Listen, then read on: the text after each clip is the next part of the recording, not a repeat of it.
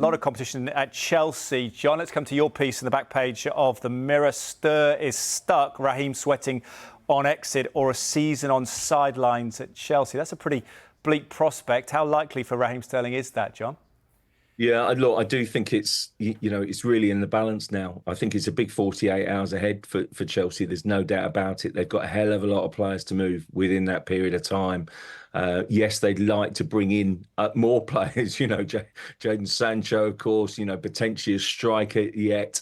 Osimhen, and maybe even sort of a late sort of move for Tony. But to do that, to facilitate that, they've got to move Sterling on, and basically, and players like that. And I'm not completely sort of comfortable, I must say. I don't think Sterling's been treated incredibly, potentially particularly well. I mean, he spent all sort of kind of season thinking he was going to be a big player for Maresca this season. Was sort of kind of front and centre of a new sort of kind of impact campaign going into the season. And the first kind of hint that he wouldn't be part of it was on the Friday when he had a sort of chat with Maresca ahead of the first game of the season. Since then, he's been ostracised. Look, he's on a big contract. You can't hide from that. £325,000 a week. He's not the one that's been agitating to move. So he's made it absolutely clear that he's committed to Chelsea and wanted ideally to stay. So they've kind of got to find a solution here. And there's not many other teams in the Premier League who really have kind of got that money to match. I think his preference, I think, is to stay in English football, because he's very proud to play for England in the past, and I think wants to regain that place. I don't think, therefore, he'd be particularly keen on Saudi at all. So there's a lot of work to be done, and I do think that Chelsea are causing problems for themselves here if they end up with two or three, still Ben Chilwell, of course, sort of other players, if there's a heavy dressing room with big players, big names, who, as well as they might be behaving, and I've no reason to doubt that I still think, you're causing yourselves problems if you've stored up players who are not going to play. That's not a recipe for a happy and sort of harmonious squad at all. Indeed, we wish Raheem Sterling all the best, and indeed Ben Chilwell and other players affected at Chelsea in the next couple of days on Sky Sports News, all the transfer lines as they come. Another player who's had a troubled time, back page of the Sun, I think we saw it flash up there, Sancho scrap. Juventus in talks to secure Jadon on loan, but Maresca hints at a late Chelsea move. Mark, of course, it's your patch, Manchester United. What's happening with Sancho? We thought he'd patched all things up with Erik ten Hag.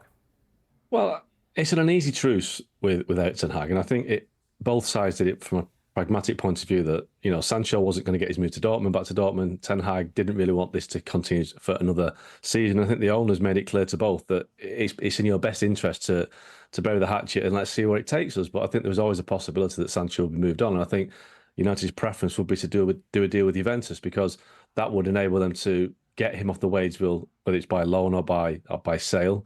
I think the proposal of a Raheem Sterling swap deal with Chelsea doesn't really stack up for United, but it's one that they would consider if on Friday evening that Sancho's still there and they haven't got him out of the club. But the ideal scenario for United is to, at some point, get some money back, because they've spent a lot of money on the fee, a lot of money on the wages, and he's clearly got no future in the plans of Erik ten Hag. So they need to get him out of the club. He's got 2 years left on his contract. It's a big contract.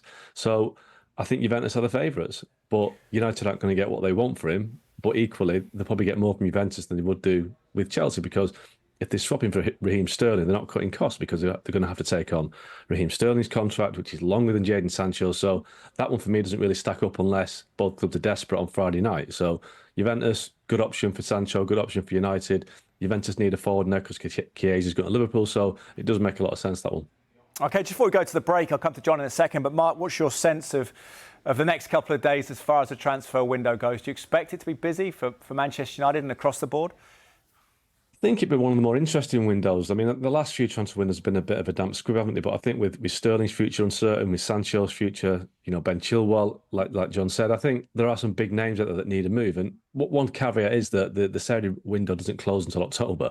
So a lot of clubs can still find, a way to get them out of the club to Saudi. And even the Turkish window opens till mid-September. So there are options. But I think Friday, there'll be a lot of business. I think there's a lot of clubs that need to do some business. So, yeah, I think Friday's going to be quite exciting. John, what are you expecting? To be busy? Loans. Yeah, loans, Teddy.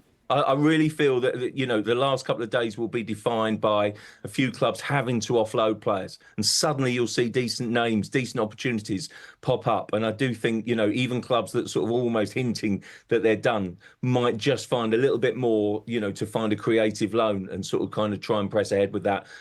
Yeah, I think the Tony Sterling ones to watch, Sancho, of course, but I think there might be some creative loans, and I think that might be, you know, a sort of kind of, it's been quite a fashion this market in this window. And I think that will continue into the final couple of days.